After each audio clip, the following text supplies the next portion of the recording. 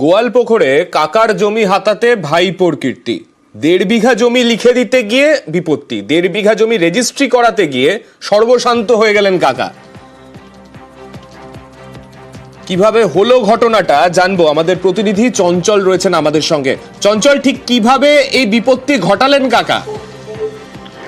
দেখো, আমি আপনাদের রাখি যে গোয়ালপুকুর থানার গদি গ্রাম পঞ্চায়েতের সিন্ধু এলাকায়, সেই সিন্ধু গ্রামে দেখা গেছে যে ভূষণ শেখ ভূষণ নামে এক ব্যক্তি, তার কোনো ছেলে পেলে নেই, সন্তান নেই, তার 3 মেয়ে রয়েছে এবং সেই 3 মেয়ে নিয়ে তার সংসার এবং সুখে শান্তিতে ছিল। তবে তার যে ভাইপো রয়েছে সলিম উদ্দিন, তাকে কিন্তু 1.5 বিঘা জমি তিনি দান করে দেওয়ার কথা বলেছিলেন এবং সেই 1.5 বিঘা জমি গত 18 নভেম্বর রায়গঞ্জে রেজিস্ট্রি করতে যায় এবং তিনি শিক্ষিত নয়, অশিক্ষিত মানুষ এবং তিনি লেখাপড়া জানেন না। সেই কারণে দেখা গেছে যে তার ভাইপো সলিম উদ্দিন তার কাছ থেকে 8 বিঘা জমি হাতিয়ে নিয়েছে, অর্থাৎ রেজিস্ট্রি করে নিয়েছে তাকে না জানিয়ে। এরপরে কিছুদিন পর তিনি বিষয়টি জানতে পেরে দিশেহারা হয়ে পড়েন।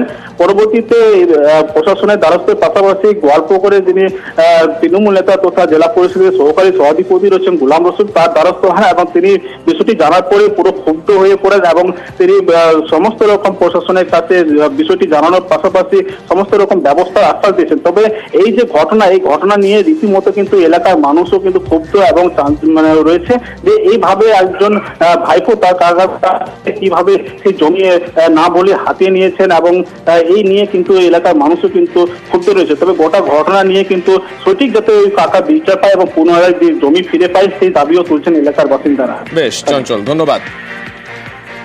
অভিযোগ আমার জমিনটা বেশি করে লেগেছে। কে নিয়েছে? আমার ভতিজা। আপনাকে কিছু জানায় নাই? না জানা, থানায় অভিযোগ করেছে। কতখানি জমি নিয়েছে আপনার সামনে? আমার স্বামী 7 বিঘা।